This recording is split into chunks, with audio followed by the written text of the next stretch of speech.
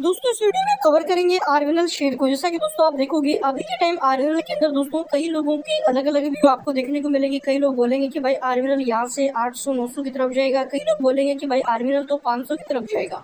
देखो अभी के टाइम एक बड़ी अपडेट आ रही है, रिलायंस जो यहाँ पे सिक्योरिटी से उसकी तरफ से रेलवे सेक्टर यहाँ पे बजट को लेकर बड़ा जो यहाँ पे ऐलान हो किया गया है कि बजट में क्या हो सकता है, किस सेक्टर को इस सेक्टर पर हमें फोकस रखना चाहिए। 4 सेक्टर उन्होंने बताया, इन 4 सेक्टर में आपका एक रेलवे सेक्टर भी आ रहा, तो रेलवे सेक्टर को लेकर एक बड़ी अपडेट आई है।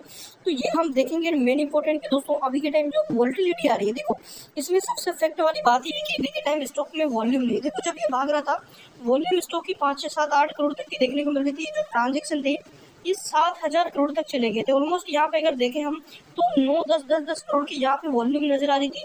वो वॉल्यूम अभी के टाइम भाई घट के देख लो 3 करोड़ पे आ चुकी है। अब जस्ट अभी तो कोई गिरावट नहीं है, नॉर्मली कंसोलिडेट चल रहा है, मतलब इसको अपने हाई के लेवल के आसपास थोड़ा सा रुक चुका है, कंसोलिडेट कर रहा फंस चुका है।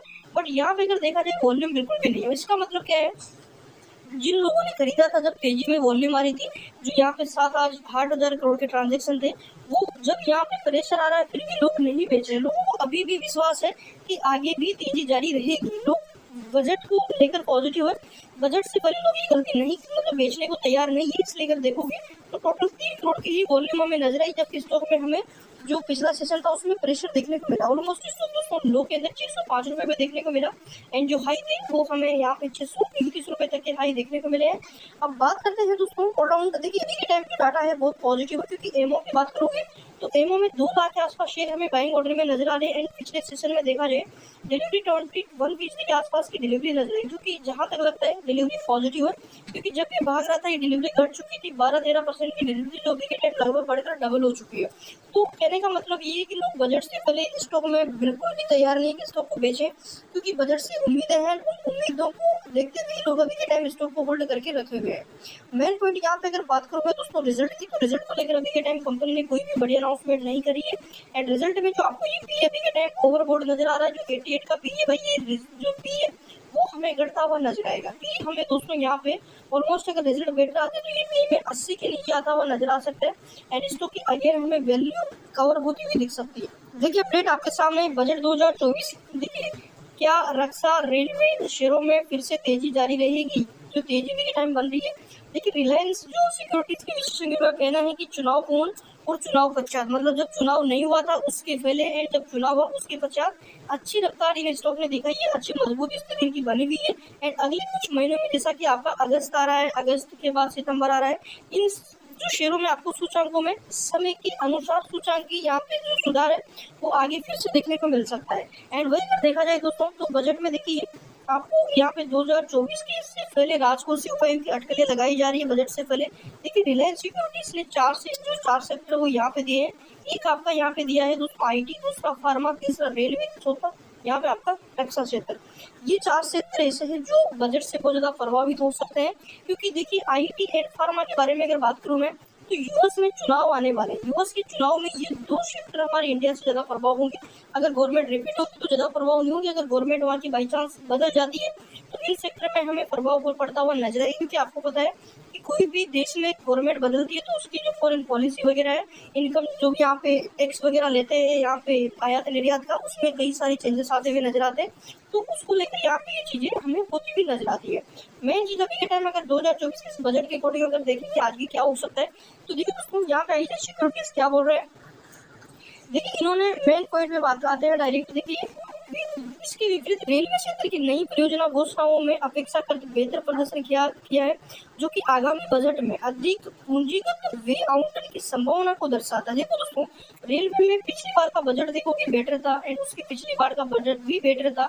बार बार अगर देखोगे कंपनी जो यहाँ पे गवर्नमेंट बजट ज्यादा दे रही है, तो इस जो ये बजट आने वाला है इस बजट से भी दोस्तों क्या मार्केट को उम्मीद है कि जो पूंजीगत व्यय है और जो गवर्नमेंट अनाउंस करती है कि मान के चलो पिछले बार कंपनी ने यहाँ पे आपके गवर्नमेंट ने 2 लाख करोड़ का बजट दिया, तो इस बार बढ़ के आना चाहिए। इस प्रकार यहाँ पे एग्जाम्पल के तौर पे बजट इस बार बढ़ा के दिया जा सकता, तो वो मार्केट यहाँ पे चाहता है कि बजट बढ़ के आए।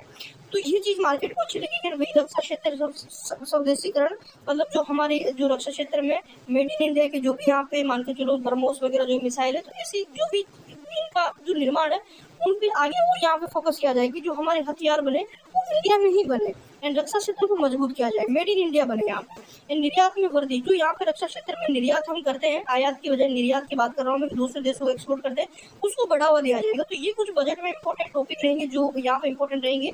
एंड वही देखो, रेलवे में अगर यहाँ पे कुछ अनाउंसमेंट हुआ और मान के चलो कि 4 लाख और 5 लाख करोड़ का जो भी अनाउंसमेंट अगर बढ़ के आता है तो क्या होगा, रेलवे इंफ्रा का इफेक्ट पड़ेगा। रेलवे इंफ्रा का सीधा संबंध है आरबीएल से।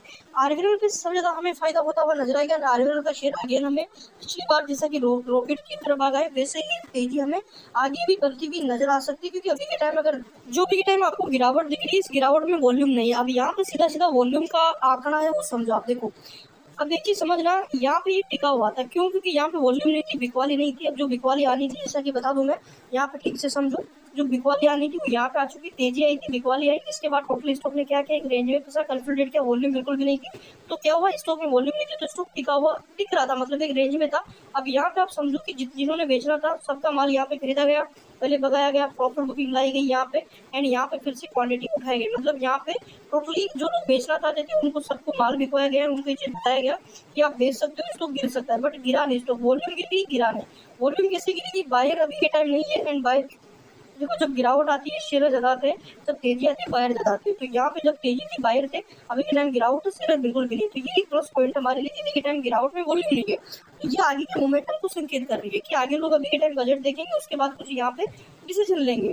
तो अभी के टाइम आप अपने अकॉर्डिंग डिसीजन लें। करंट टाइम पे 83 का RSI चल रहा है जो कि ओवरबॉट है, पर थोड़ी बहुत प्रेशर यहाँ पे दिख सकता है। एंड अगेन अगर स्टॉक हमें भाई मैं फिर से बता दूं कि ऑलमोस्ट यहाँ पे 550 रुपए के लेवल के आसपास मिलता है, तो एक अपॉर्चुनिटी बन सकती है। चैनल पे नए हो सब्सक्राइब जरूर कर लो, बेल आइकन को, ताकि कंटिन्यू